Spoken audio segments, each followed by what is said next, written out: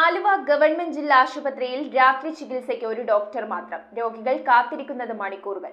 കൂടുതൽ ഡോക്ടർമാരെയും ജീവനക്കാരെയും നിയമിക്കാൻ അടിയന്തര നടപടി വേണമെന്ന് ആവശ്യം.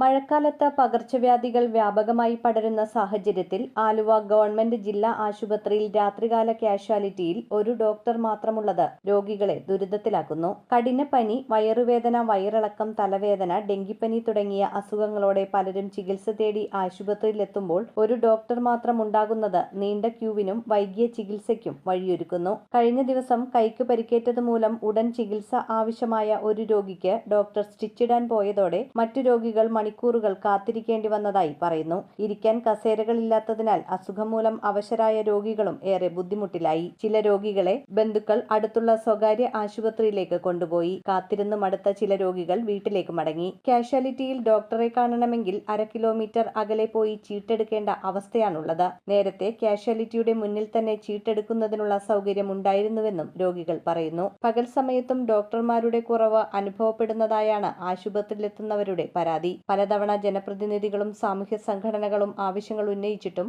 ആവശ്യമായ ഡോക്ടർമാരെയും ജീവനക്കാരെയും സ്ഥിരമായി നിയമിക്കാൻ തയ്യാറാകുന്നില്ലെന്ന ആക്ഷേപവുമുണ്ട്. രാത്രികാല കാഷ്വാലിറ്റിയിൽ സ്ഥിരമായി കുറഞ്ഞത് 2 ഡോക്ടർമാരെ സേവനത്തിനായി നിയമിക്കണമെന്നും കാഷ്വാലിറ്റിയിൽ എത്തുന്ന രോഗികൾക്ക് അവിടെ തന്നെ ചീട്ടെടുക്കാനുള്ള സൗകര്യം പുനഃസ്ഥാപിക്കണമെന്നും ആശുപത്രിയിൽ ആവശ്യമായ ഡോക്ടർമാരെയും ജീവനക്കാരെയും നിയമിക്കാനുള്ള നടപടി ആരോഗ്യവകുപ്പ് അടിയന്തരമായി സ്വീകരിക്കണമെന്നും രാത്രിയിൽ വരുന്ന രോഗികളെ ദുരിതത്തിലാക്കുന്ന നടപടി അവസാനിപ്പിക്കണമെന്നും ചൂർണിക്കര ഗ്രാമപഞ്ചായത്ത് ക്ഷേമകാര്യ standing committee chairman Muhammad Shefeek ആവശ്യപ്പെട്ടു. News bureau, Aluva.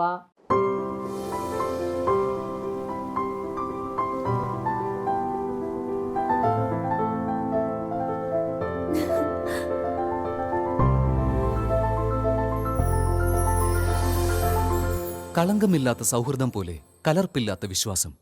കല്ലൻസ് ജ്വല്ലറി.